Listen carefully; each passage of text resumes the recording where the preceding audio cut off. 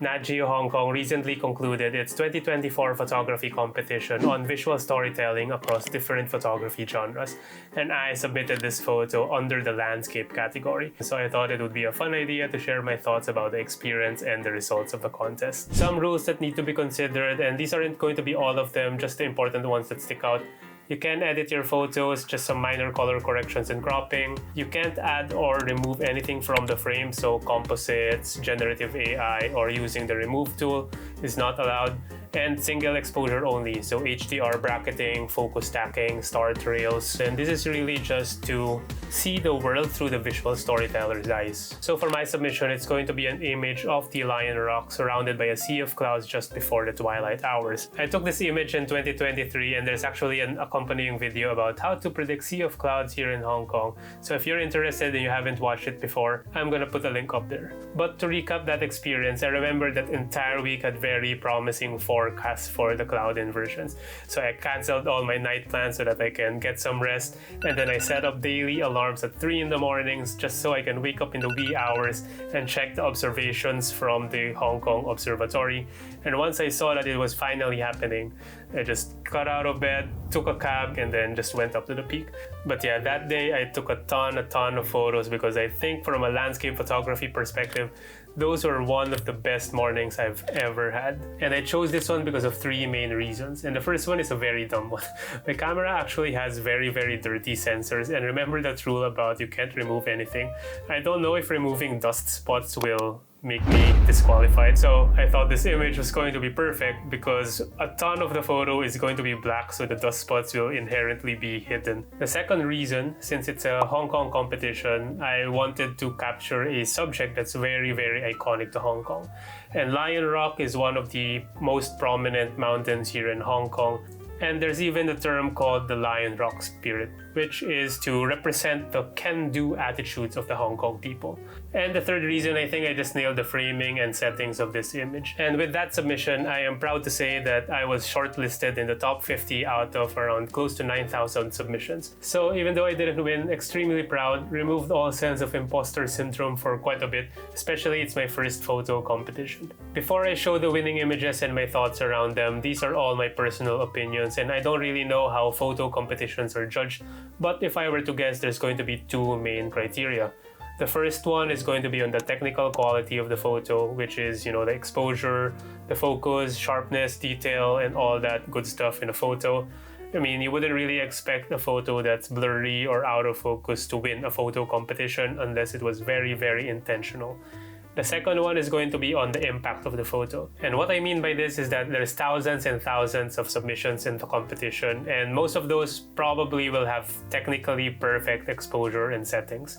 So to stand out, there's probably some sort of impact, creativity, storytelling in the image that's going to be very apparent whenever the judges see them. In third place, we get this image called Before the Storm, which I guess they took before a typhoon because usually days leading up to a typhoon could have an exploding sky. First things first, this is incredible editing. I don't think my editing skills could do this. So if I load the image up in Photoshop so that I can annotate, there's going to be a slight vignette in the editing over here so that it really just pulls you in the background. I mean, just a very beautiful sky. I'm quite jealous they were able to experience something like this. And then the main subject is going to be your boat, and compositionally they put it on the rule of thirds grid, and then you have the far cityscapes balancing out so that it doesn't feel too heavy on one side of the frame.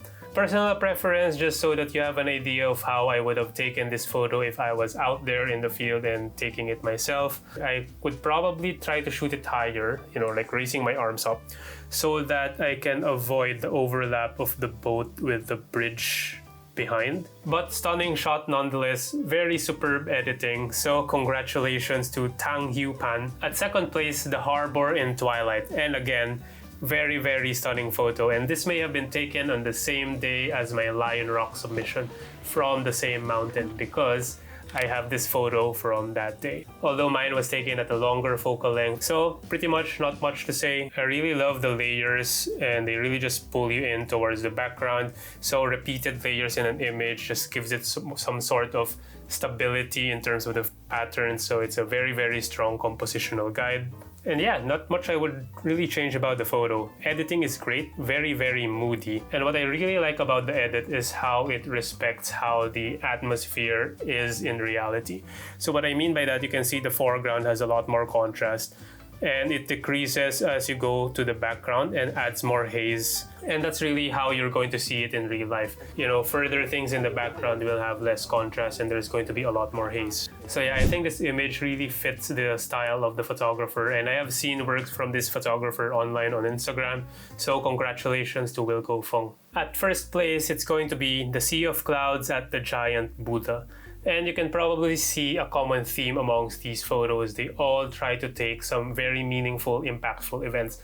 A burning sky before a typhoon, sea of clouds, and then the photos that were given merit showcased a lightning storm, airplane alignment with a solar halo, and the other one that got merit, less of an epic moment, but it's a very, very creative compositions. And I think it's important why I think this image is quite a unique shot here in Hong Kong, especially if you're not living in this city. So the Sea of Clouds is an event that photographers all look out for every year during the springtime.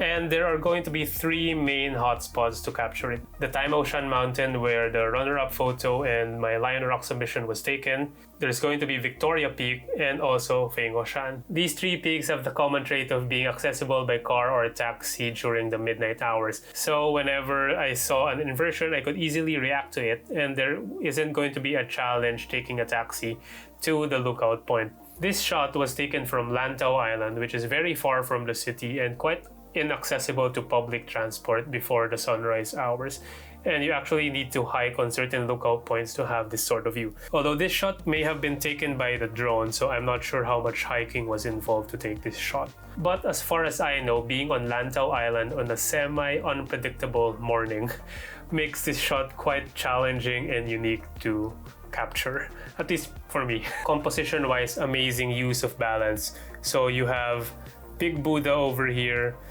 balanced out by the temple over here, negative space from the Sea of Clouds that's really, really stunning. And I believe this is going to be your Lantau Peak and Sunset Peak, or at least part of the Lantau Trail if I'm not mistaken. But again, this was a great moment, great composition, great shot, and just by the sheer challenge of being there at the right place at the right time, congratulations to Zhang Binla. So that was my Nat Geo Hong Kong photo competition experience. Extremely glad to be able to place top 50 among all the other talented photographers out there. And congratulations to all the winners, very much well deserved. Hopefully you also enjoyed this video and my commentaries and thoughts around the photos and the contest itself. And if you want to learn more about what really goes on inside the landscape photographer's head, why don't you click on this video? See you there. Thanks for watching.